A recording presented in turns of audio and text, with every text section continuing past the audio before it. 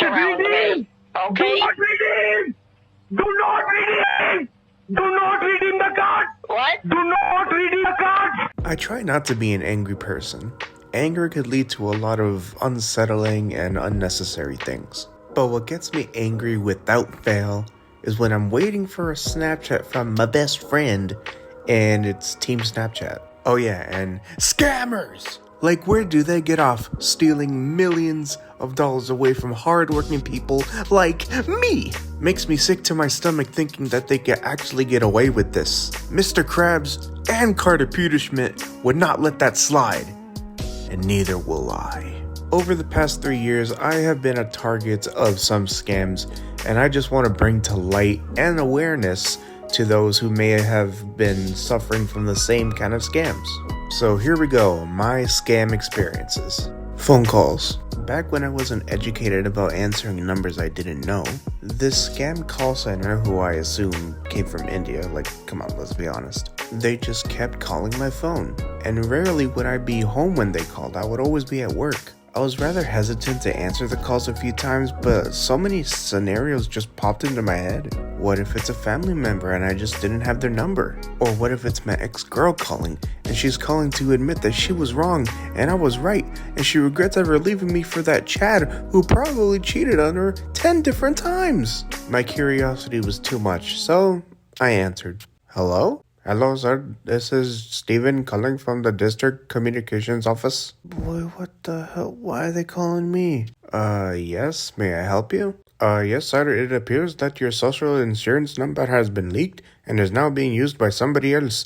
Would you please provide me with the number so I may know that it is you that is using it? Okay, kids, if you're watching, never disclose your personal information over the phone. The moment this man named Steve, which is obviously a cover-up name, his name's probably Kumar, called me and asked me for my social security number, first thing that came to my mind was, I don't even know that by heart, and I should probably hang up the phone now. But after almost a minute of awkward silence, Steven says this. Sir, if you don't provide me with the social security numbers that I have requested from you, I will have to assume that you are the person who stole these numbers, and I'll have to contact the authorities. Hey, yo, bro is tripping. It's at this point my heart and my mind were racing. How am I gonna give this guy my personal information without getting wrongfully convicted? In the end, I just went with my intuition and hung up the call. For the entire rest of the day, I was low-key on edge and constantly looking out the window for my ops. At the end of the day, I told my dad the entire story with fear in my voice, and all he could say back was, oh yeah, those are scam calls, just don't answer them. So, someone tried to scam me? Yeah. Thank God my intuition is stronger than my curiosity, because had I given this guy my personal information, I would be living off the grid, like Jesse Pinkman. Next story, tech scams. Now I thought I knew the do's and don'ts of a scammer, and after that whole ordeal with the story I mentioned previously, I swore that I would never answer another phone call who I don't know the number to. But what about incoming texts? Well, let me tell you. So I was in my bedroom blasting some Joji slow dancing in the dark, when out the blue random, I received a text message that only had a 4-digit number. The text read, TD would like to authorize phone data to be synced to TD app and EasyWeb. Okay, here's why I fell for it. I got texts from my bank all the time, mainly regarding my checking account or if I logged into my account using another computer. So I really seriously didn't think this was out of the ordinary. And then I got an additional text that read, send yes for authorization, or send no for not authorized. On God, I didn't sense anything wrong with this, so I typed yes.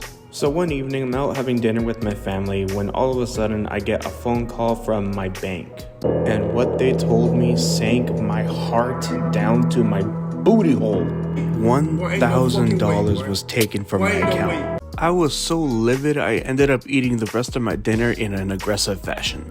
I ended up having to freeze my accounts, change my information, and get a whole new debit card, which took more time than necessary. Last story. Buyers and sellers. Probably the worst kind of scam, right beside buying college textbooks. So during the pandemic, I had this video camera that I would use to film videos for my other channel that I don't use anymore. Please don't bother looking for it, it's cringe. And because I wasn't working, I needed some way to feed myself, so I was like, you know what? Screw it, I'm gonna sell this camera. So I put up a post on Kijiji, and if for those who are not from Canada, Kijiji is basically Craigslist just without the sex trafficking. This camera is brand spanking new. I bought it on retail for $900 and was putting it for sale for $800, lowest being $700. Not too long after the post was put, some guy messaged me saying that he'll pay full price for it. I was like, sick, when can you pick it up? Here's where it gets sketchy. He tells me that he's currently out of the country and in the States with his fiance and won't be back in Canada for like a month or two. Then he gives me this option. Can you send it via post office? What? Bro, what? I'm gonna be real with y'all, I never had to use the post office ever, not a day in my life. So at this point I'm getting hesitant and tell him, okay, I can, but you have to wire me the money first. Okay, good move, make the transaction the number one priority. A few minutes go by and he says, okay, transactions have been sent. Gucci! Now here's where I messed up on my part. I should have checked if he actually sent the money before I got all excited. So I went to the post office, wrapped it up, and went back home. When I got back home, I went to check my emails and this. Now take a good look at this. These are the real emails that were sent to me by the scammer. And I want you guys to know how it really looks like so that if you're ever in this situation, you could know what it looks like. Now the rest of the story is just a lot of back and forth phone calls with the fraud department, me telling them the whole situation and them trying their best to find out who this person might be. As for my camera, RIP. Still shocks me to see that scammers yearly make 57 grand, bro. Morality is thrown out the window.